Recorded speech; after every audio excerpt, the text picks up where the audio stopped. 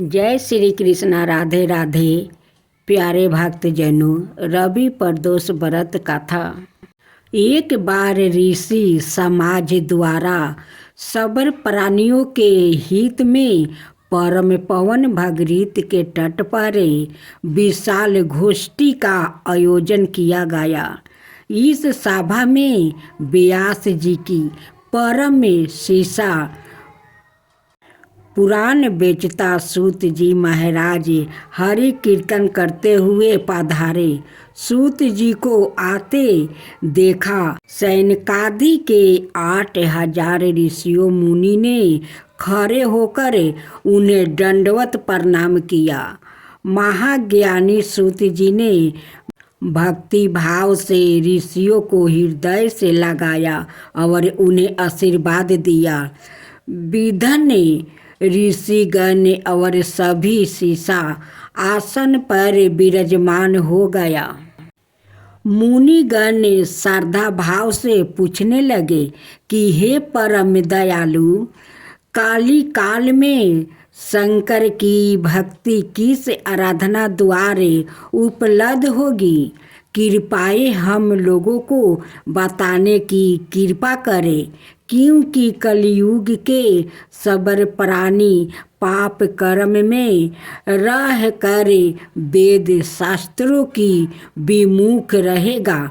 हे मुनि श्रेष्ठ, कलयुग में सत्य कर्म की ओर किसी की रुचि ना होगी।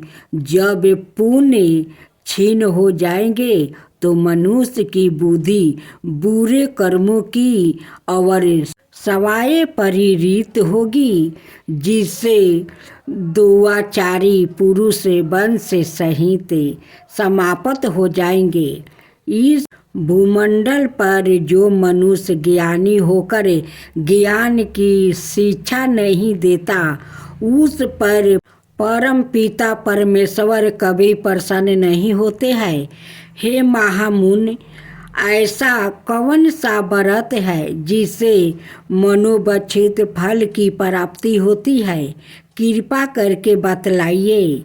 ऐसा सुनकर दयालु हृदय से सूत जी कहने लगे कि श्रेष्ठ मुनि और सैनकादि जी, आप धन्यवाद के पात्र है। आपके विचार सराहनीय है और आप वैष्णवों अग्रणीय है, क्योंकि आपके हृदय में सदा परहित की भावना समाहित है।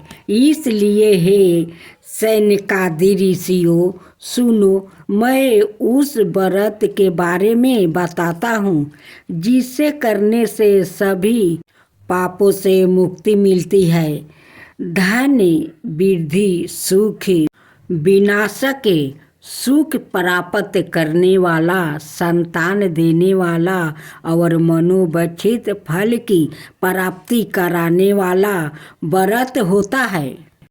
यह व्रत तुमको सुनाता हूँ, जो किसी समय भोलेनाथ ने सती जी को सुनाया था और उनमें प्राप्त यह परम श्रेष्ठ उपदेश मेरे पूज्य गुरु जी ने मुझे सुनाया था, जिस समय पाकर आपको मैं शुभ बेला में सुनाता हूँ। सूत जी कहने लगे कि आहु वृद्धि स्वास्थ्य लाभ के लिए त्रयोदशी का व्रत करो। इस व्रत की विधि इस प्रकार है। सबसे पहले स्नान करे, निराहार व्रत रहो, शिव जी का ध्यान करो, शिव मंदिर में जाकर भोलेनाथ की पूजा करो।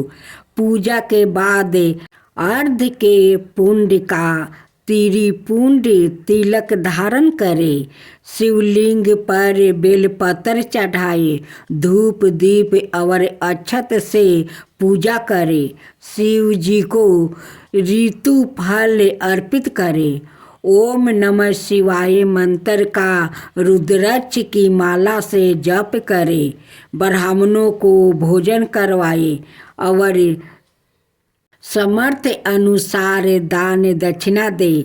इसके बाद मौन व्रत रखे। व्रती को सत्य बोलना है। इस व्रत में हवन आहुति भी देनी चाहिए। सैनकादि ऋषियों बोले, हे पूज्य वर, आपने यह बताया कि यह व्रत परम गोपनीय, मंगलप्रद और कष्ट निवारक है। कृपया यह बताने का कष्ट करे कि यह व्रत किसने किया और उसे क्या फल प्राप्ति हुआ। सूत जी बोले, आप शिव के परम भक्त हैं। आपकी भक्ति देखकर मैं व्रती पुरुषों की कथा कहता हूँ। एक गांव में अति दीन ब्राह्मण निवास करता है। उसकी पत्नी परदोष व्रत किया करती है और उसका एक पुत्र था। एक बार की बात है कि उसका पुत्र गंगा स्नान करने के लिए गया था। मार्ग में उसे चोर ने घेर लिया और वो कहने लगे कि हम तुझे मारेंगे, नहीं तो तुम अपने पिता का गुप्त धन बतलाओ। बालक दीन भाव से कहने लगा कि हम अत्यंत दुखी दिन है, हमारे पास धन कहाँ है। चोर फिर कहने लगे कि तेरे पास पोटली में क्या बांधा है। बालक ने उत्तर दिया कि मेरी माँ ने मुझे रोटी बनाकर बांध दिया है।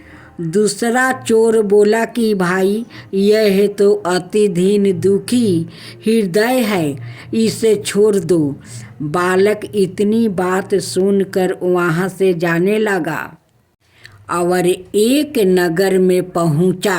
नगर के पास एक बरगद का पेड़ था। बालक थक कर वहाँ बैठ गया और पेड़ की छाया में सो गया।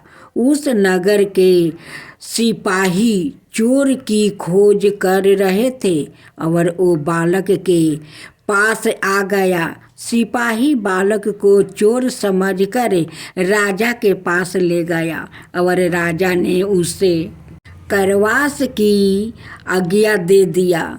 उधर बालक की माँ शंकर जी का प्रदोष व्रत कर रही थी। उसी रात राजा को सपने आया कि यह बालक चोर नहीं है, सुबह होते ही छोड़ दो, नहीं तो आपका राज्य वैभव जल्द ही नष्ट हो जाएगा।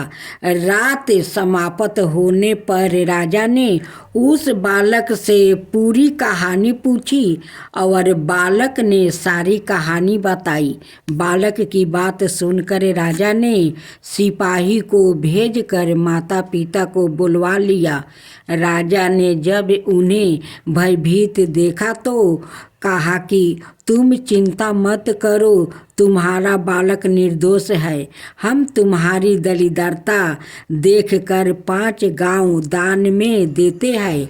शिव की दया से ब्राह्मण परिवार अब सुखी रहने लगा। इस प्रकार से जो कोई इस व्रत को करता है उसे आनंद की प्राप्ति होती है।